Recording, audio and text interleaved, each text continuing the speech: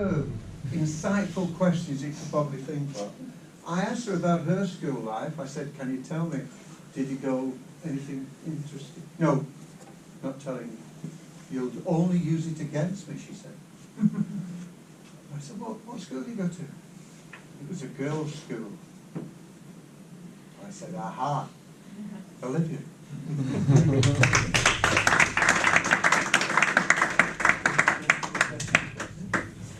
Thanks, Jim, for leaving all sorts of things up to the imagination there. Hi, everybody. Nice to see you tonight. To delve into this lovely topic of school days. My niece is 4, and she started school today. It's her first day at school. And I don't have kids, so that was pretty exciting for me. It was probably more exciting for me than anybody else. But I've been thinking a lot about school days this morning, and thinking back to those early days at school. And I can't remember my first day, but maybe some of you can, and you can tell me something. But I think back and I think how different I was when I was a little kid. Smaller, younger, but also very different. Uptight, very serious, couldn't make friends. Hopefully that's still true. So my first question for Table Topics is, what were you like when you were a little kid? And can you still relate to that little kid now? And that is for...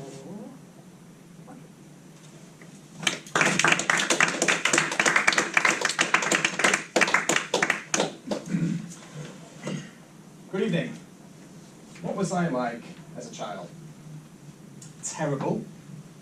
And I suppose that being a teacher now, I have reaped the horrors of what I used to do.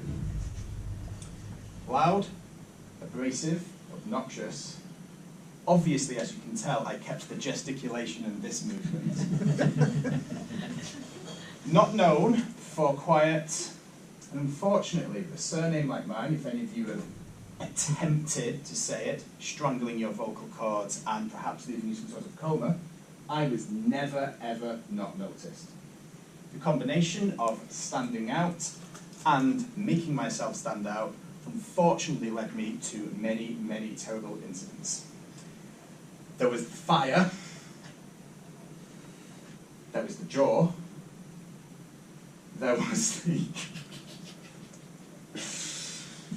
the smells in the IT lab, and other such fondant fancies. However, I look back and I think to myself that why would one want to look back at their time at school as a child and think to themselves, I was perfect. I did what I was told.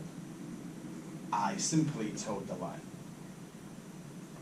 So I look back with fondness and think to myself, well, it's made me someone now who is able to not be bothered about standing in front and talking in front of people and making a mistake just like that. It's made me someone that can voice my opinion and not be afraid to back down.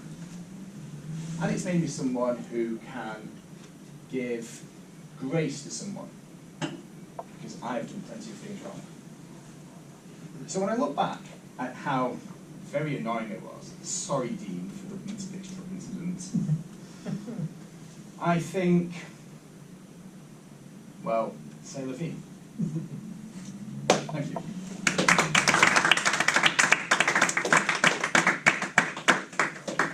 Thank you very much, Michael, for that very philosophical look back at school times. For many people it was a really happy time, and for some people not so much, and maybe for most people somewhere in between. Hopefully everyone has some great memories from school.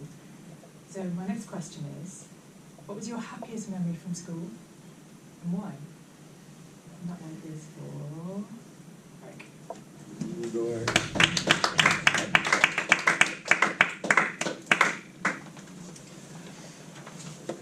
My happiest memory from school could perhaps be having good grades. But it's not that likely. Or perhaps meeting new friends. But it's not that one either. Mainly because most of my friends were summer friends, when you actually play and have no restraints about schedule and have to listen to anyone talk to you. So, perhaps I would say my happiest memories being in school, where having a connection to the real world, in having actual professionals coming to the school. Even as a little kid, I remember my first memories of seeing an actual truck of a fire brigade driving in the school, having the police driving in. We never had a financial advisor, and that's what I ended up doing. But to me, having that real world brought to you right in front of your eyes, and get the chance to meet those people, and get the chance to have aspirations in life, that was, I remember, one of my perhaps brightest moments of being there. And it gave it all a purpose, I believe. Because as a kid, let's be honest, you don't really think, I'm here to get better. At least in my case, I thought I'm here because that's what I have to do. That's what my parents told me, that's what society told me, you have to go to school. Do this, that's what I did. You have to memorize this, that's what I did. I'm against that. So that was a very moment where I could actually see the why I was doing it, and perhaps my happiest. Thank you. Thank you, Erik.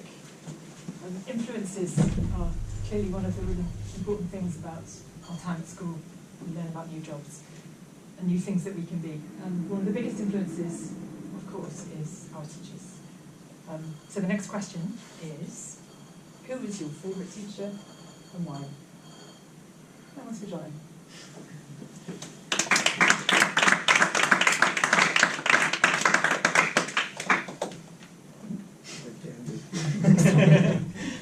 Who was my teacher and why? That's a very, very difficult question. When at school, I was not the best behaved student in the class, and the teachers I used to prefer were the ones who used to throw me out of the classroom the least. And that was one particular teacher called Mr. Woodland. Now, Mr. Woodland was a great man. He was a history teacher, and he used to teach us all the things about world history on a daily basis. And I really liked this man because when he used to speak to us, he always used to speak to us like he was a child. And I always got used to getting in trouble with him for interrupting him and all this kind of stuff. And there was one day where he told me off, and he wrote a letter, and he told me to give it to the head teacher. And I can't remember exactly what it was that I did in the lesson that day. But he wrote this letter telling me everything bad that I'd done in that lesson, handed it to me, and said, you need to say that to the head teacher. And I was not in a good mood at all, because I knew I'd be in trouble, I knew my parents would be involved, I knew there'd be a meeting with the school, and I wasn't going to have that. So what I did is I picked the letter up and I tore it into about 100 different pieces of paper, got it in my hand, asked him to hold his hand out and place it back in his hand. I've never seen a man get so angry in my entire life. He was screaming, he was kicking and screaming, he marched me out of the room, down the corridor, straight to the head teacher that I was going to avoid. And I got to the head teacher's office, he sat me down and he was like, what are you doing? What the hell are you doing? You're a bright lad. This wouldn't have amounted to anything. Well, now we're going to have to call your parents, and they're going to have to take you home, and you're going to have to spend the day at home. So I then spent the whole day watching films on TV. So it really was the most fantastic school day that I've ever had in my life. So thank you very much.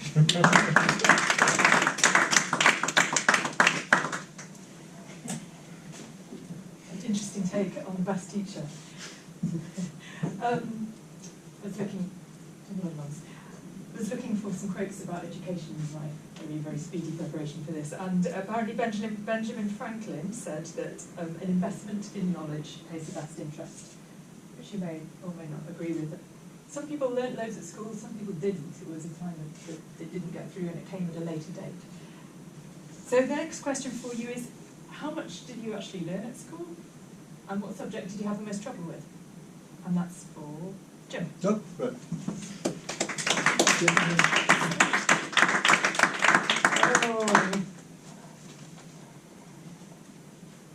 I've got to admit it, I was actually a model pupil.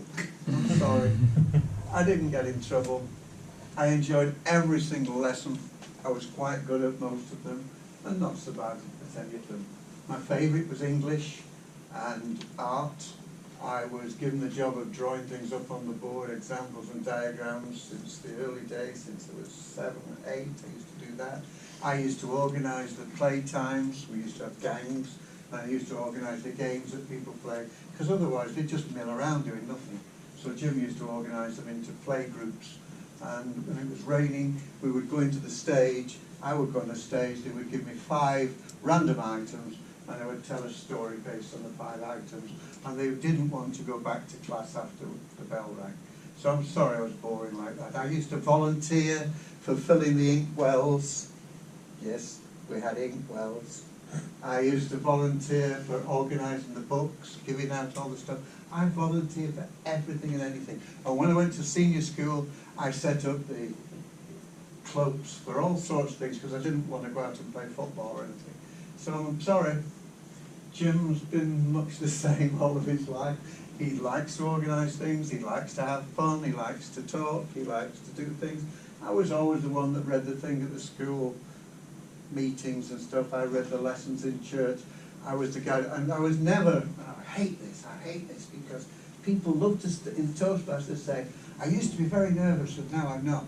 And I was never ever nervous, because, and this is a secret, the secret I've always liked, and if you can capture this, you'll never have a problem.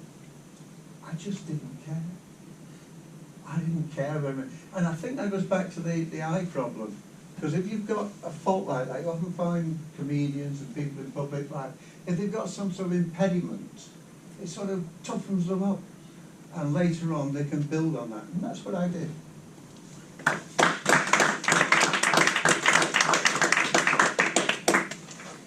Thank you, Jim. This question is one that Jim told me not to ask, because it's a terrible cliche. So I've been very kind. I thought about giving it to you. Oh, thanks. I thought you might go off on one. Might have.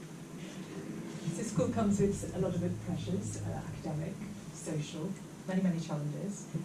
And many of us look back and we see that we've come a long way since we were that age, and we've changed in many ways. And we struggled with things that maybe we wish we hadn't struggled with. Or the opposite. Maybe we were overconfident. Which leads into the next question. If you could go back and tell your child self, or your teenage self, or pick an age, give yourself some advice, what would that advice be? Val. Go, Val, go.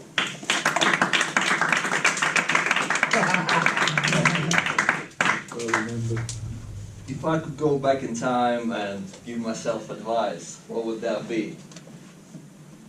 I don't know, really.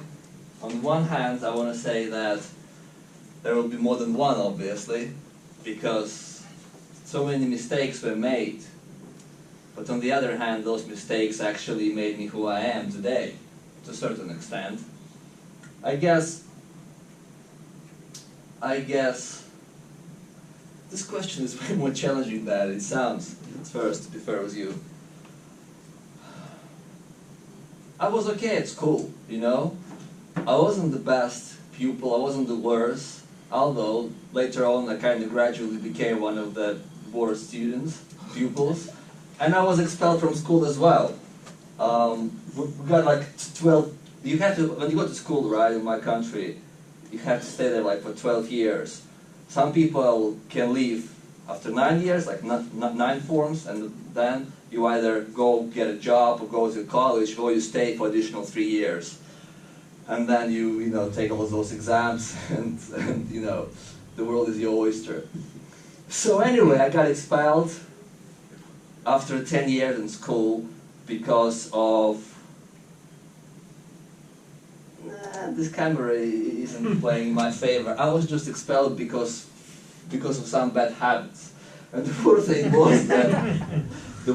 was that the school that I went to, it was even worse. It was even worse.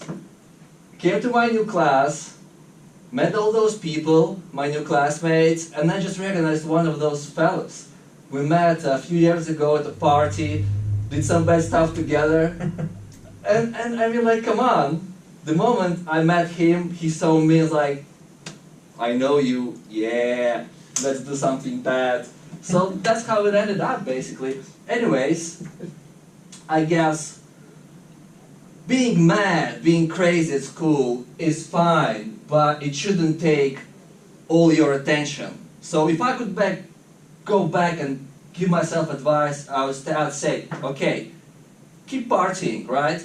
But don't abandon education. Thank you. Well said, Flash. We all know what we're going to be asking you about in the bar. I'm not coming. Thankfully, school isn't just a time for academic learning. There are lots of other things. There are events, there are assemblies, there are sports days, there are swimming galas. So the next question is, what was your favourite school event, or assembly, or gala, and what made it your favourite? That one's for me.